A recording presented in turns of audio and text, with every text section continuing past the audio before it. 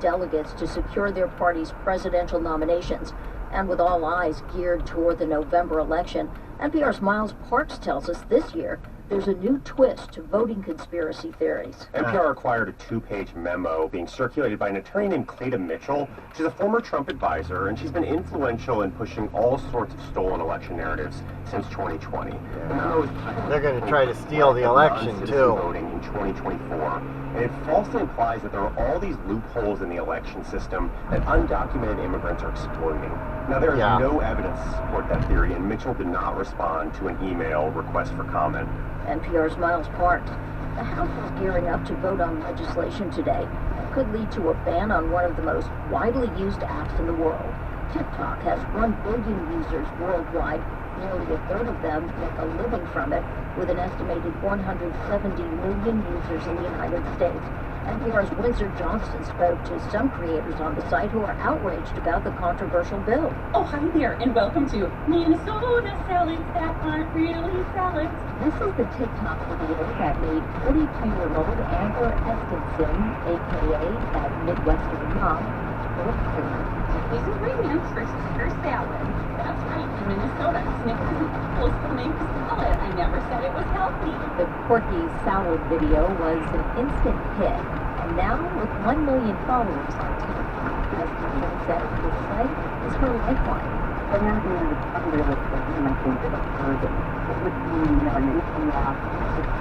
not. Well, these hills are blocking it too. I mean, we're in a canyon here.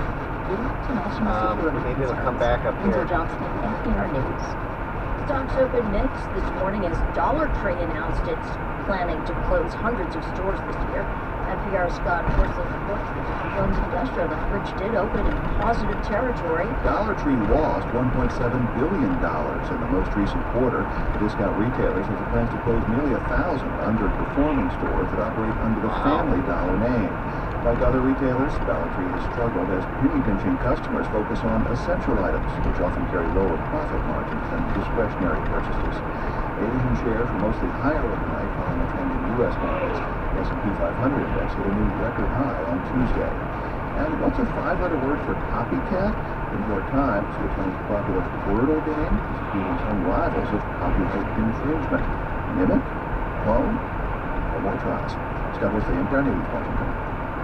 On Wall Street at this hour, the Dow Jones Industrial Average is up 74, the Nasdaq off 109. This is NPR News. This is Bitcoin's up too. Radio News at 9:04. I'm Alex Trump. It's up 2 or 3%. 2.5%. It's 73 something. 73,000 and Wisconsinites can head to something. Wisconsin. 73,200. I'm just kind of saying a number off the top of my head. Make sure registration by mail materials are postmarked in time for the April 2nd election. But if you miss those deadlines, it's not too late. You can register at your local clerk's office through March 29th. And registration is available on Election Day at the polls, which will be open from 7 a.m. to 8 p.m.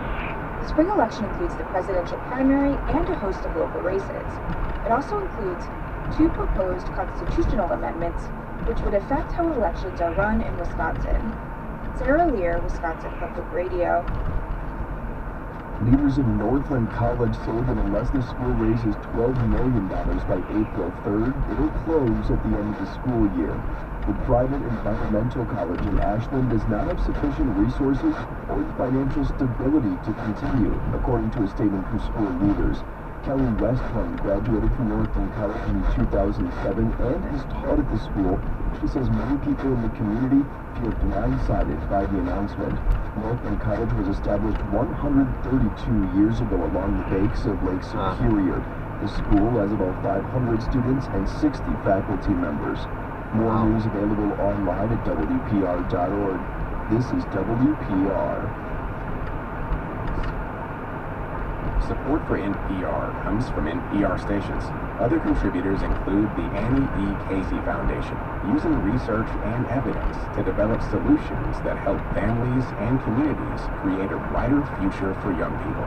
More information is available at aecf.org. Wisconsin Public Radio is a service of the Wisconsin Educational Communications Board and the University of Wisconsin-Madison, with additional financial support from the Corporation for Public Broadcasting and from listeners through the Wisconsin Public Radio Association.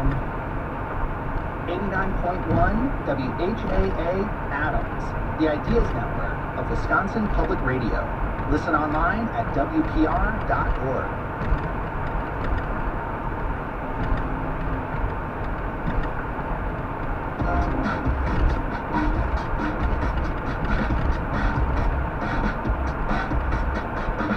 This is One Day.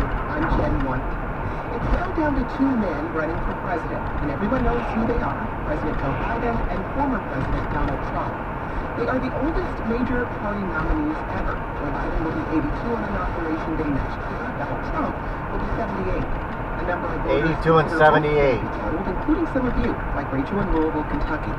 If a candidate is physically old, chronologically old, if their ideas are fresh and new or otherwise very persuasive, then that's what matters.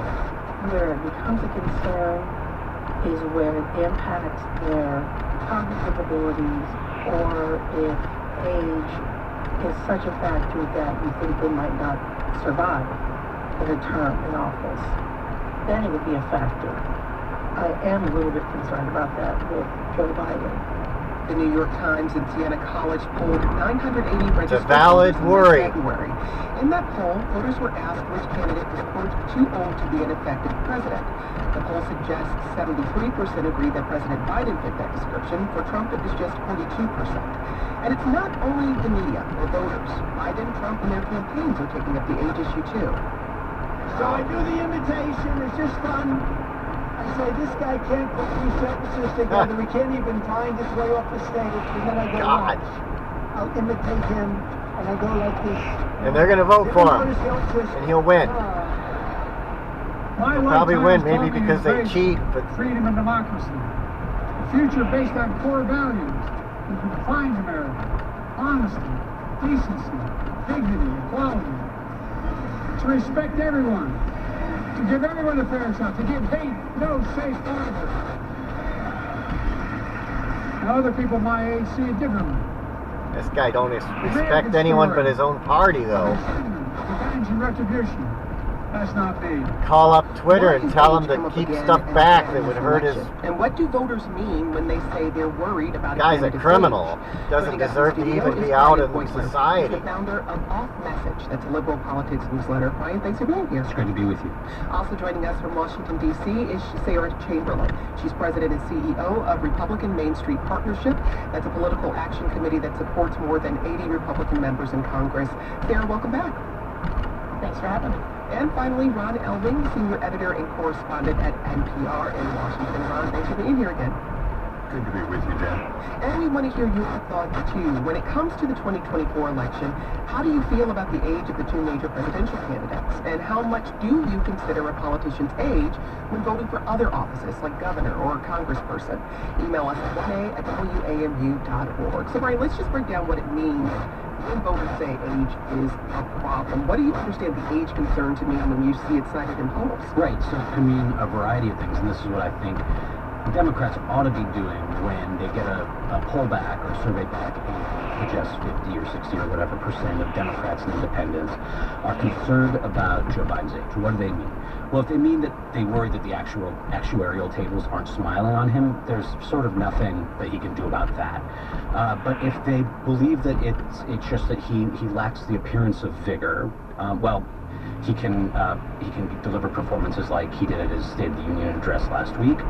But there's another aspect to Democratic liberal age concerns about Joe Biden, and it's that he's out of touch, or he doesn't represent young voters who are themselves overrepresented in the Democratic coalition.